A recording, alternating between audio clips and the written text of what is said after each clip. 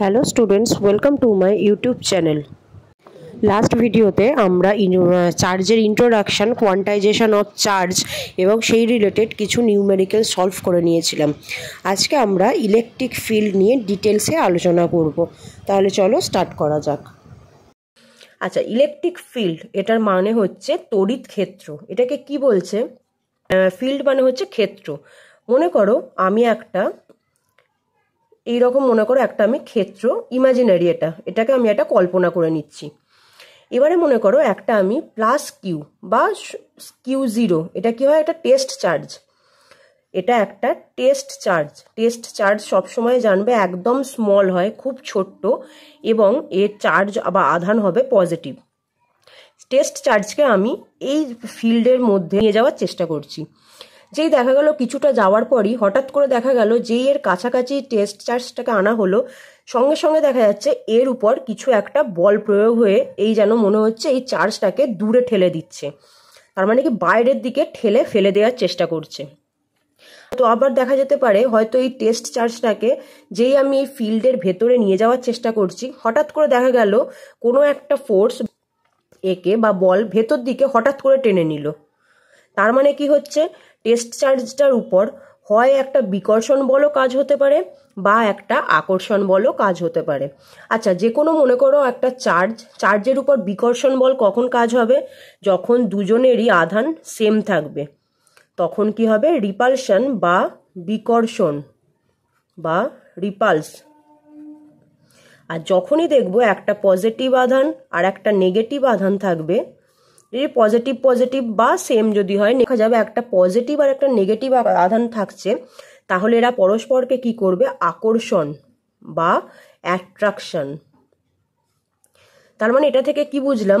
এই Q zero charge বা test চার্জের উপর বাইরে থেকে যে বল প্রযুক্ত হয়ে একে এই ক্ষেত্রটার ভেতরে ঢুকতে দিচ্ছে না, তার মানে নিশ্চয়ই কি এই ক্ষেত্রের ভেতর একটা আলাদাভাবে কোনো আধান বসে আছে, বা সেই আধানটা কি হবে? পজিটিভ আধান বা ধনাত্মক। সে একে আর ভেতরে ঢুকতে দিচ্ছে না, পজিটিভকে একে বাইরে সরিয়ে দিচ্ছে। আবার যখন দেখা গেল একটা এই আধানটাকে কোনো এই ক্ষেত্রের ভেতর দিকে হঠাৎ করে টেনে নিচ্ছে, তার মানে কি বুঝতে হবে? ভেতরে নিশ্চয়ই কোনো নেগেটিভ আধান বসে আছে, যে কি করছে? এই আধানটাকে বা টেস্ট চার্জটাকে আকর্ষণ করছে। তার মানে আমরা এখান থেকে কি বলতে পারি? ইলেকট্রিক ফিল্ড হচ্ছে এমন একটা ক্ষেত্র যার মধ্যে কোনো আমি টেস্ট চার্জ রাখলে তার মধ্যে আকর্ষণ বা বিকর্ষণ দু রকমেরই বল প্রযুক্ত হবে। তার মানে আরও ঘুরিয়ে বলা যায় কি, একটা টেস্ট চার্জকে যে ক্ষেত্রে রাখলে তার উপর আকর্ষণ বা বিকর্ষণ বল প্রযুক্ত হয়, সেই ক্ষেত্রকেই আমরা বলবো ইলেকট্রিক ফিল্ড। আচ্ছা, এখানে আকর্ষণ আর বিকর্ষণ বল মানে আমরা কি জানি? কুলম্ব ফোর্স বা ইলেকট্রোস্ট্যাটিক ফোর্স, যেটাকে FE দিয়ে আমরা বলি, যেটা আমরা কুলম্ব ফোর্স থেকে পেয়েছি কে Q1 Q2 বাই দুজনের ডিস্টেন্স r²। এটা আমরা পেয়েছি। তার মানে যে ক্ষেত্রের মধ্যে কোনো টেস্ট চার্জকে রাখলে সে এই পরিমাণ বল প্রযুক্ত হবে তার উপর, সেটাকে আমরা বলবো ইলেকট্রিক ফিল্ড। তাহলে এটাকে আমরা E দিয়ে ডিফাইন করব। E ইকুয়ালস টু কি বলবো? একটা ছোট এই যে স্মল চার্জ Q0 চার্জের উপর কি হচ্ছে? একটা ফোর্স কাজ হচ্ছে FE। আচ্ছা, এখানে FEটা আমি লিখে দিই কে Q0 Q বাই r²। এখানে ধরে নিচ্ছি ভেতরে একটা কিউ চার্জ বসে আছে। তাহলে এখান থেকে E সমান কি লিখতে পারি? কে কিউ, আচ্ছা এটা K into small Q0 Q by r² into Q0। তাহলে এখান থেকে কি হলো? K Q by r²। তাহলে E সমান কি লিখবো? K Q by r²। এটাই হচ্ছে আমাদের ইলেকট্রিক ফিল্ডের একটা ইকুয়েশন। এটা most important equation, electric field equals to electric field. তাহলে কি কি পেলাম? ফার্স্ট হচ্ছে E equals to K Q by r²। Second পাচ্ছি এটা কি? এটা হচ্ছে একটা ভেক্টর কোয়ান্টিটি, মানে কি যার মান এবং অভিমুখ দুটোই আছে। এরপরে কি পেলাম? আচ্ছা, এখান থেকে তো পাচ্ছি F/QE, যেটা বলতে পারি। আচ্ছা, সেকেন্ড জানবো কি? তড়িৎ ক্ষেত্রটা ইনফিনিটি পর্যন্ত বিস্তৃত, তার মানে কি অসীম পর্যন্ত বিস্তৃত। এটাকে কি বলবো? এক্সটেন্ড টিল ইনফিনিটি, তার মানে অসীম পর্যন্ত এটা আমরা ধরে নিতে পারি। Plus Q R minus Q চার্জের জন্য ইলেকট্রিক ফিল্ড লাইন কীরকম হবে, এটা ইলেকট্রিক ফিল্ড লাইন আমরা একটু পরে পড়বো। তার আগে শুধু এইটুকুটা জেনে নাও, পজিটিভের জন্য সবসময় কি হবে, ইলেকট্রিক ফিল্ড লাইন বাইরের দিকে হবে, রেডিয়ালি আউটওয়ার্ড, মানে কি এ সবসময় আউটওয়ার্ড। কেন?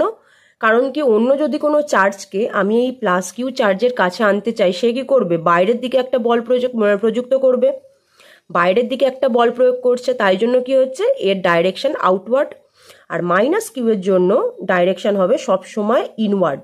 কেন? কারণ কি বাইরের যদি আমার অন্য কোনো টেস্ট চার্জ বা অন্য যে কোনো চার্জ থাকে, এই মাইনাস কিউটা কি করবে, তাকে নিজের দিকে টেনে নেবে। তাহলে এটাকে কি বলবো, রেডিয়ালি ইনওয়ার্ড, আর এটা হচ্ছে রেডিয়ালি আউটওয়ার্ড, মানে বাইরের দিকে। এগুলো হচ্ছে মোস্ট ইম্পর্টেন্ট পয়েন্ট যেগুলো বললাম এখন। আচ্ছা, এবারে দেখলে এটা ভ্যালুটা তো দেখতেই পেলে। আচ্ছা, এখান থেকে ই সমান কি পেয়েছিলাম, K into Q by R square.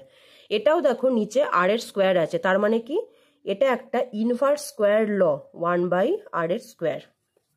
আর একটা কি লিখতে পারি, ই প্রপোর্শনাল টু কিউ, যদিও এই টার্মটা আমাদের ইম্পর্টেন্ট, 1/r স্কোয়ার। এর গ্রাফ কিরকম হবে, গ্রাফ আসছে এদিকে যদি আমার ই হয় আর এটা হচ্ছে আমার আর। ইনভার্স স্কোয়ার লতে যেরকম গ্রাফ থাকে এর ক্ষেত্রেও একই রকমের গ্রাফ দেখতে পাবো। আচ্ছা, এটার ভেক্টর ফর্ম যখন আমরা জানি, ক্লাস 12 পড়ছি মানে ভেক্টর ফর্মটাও আমরা করে নেব। তাহলে কি আর স্কোয়ার ইন্টু আর ক্যাপ। আজকের ভিডিওটা এখানেই এন্ড করছি। এরপর যদি কারোর কোনো কিছু কোয়ারিজ থাকে প্লিজ কমেন্ট বক্সের মাধ্যমে আমাকে জানাবে। Thank you.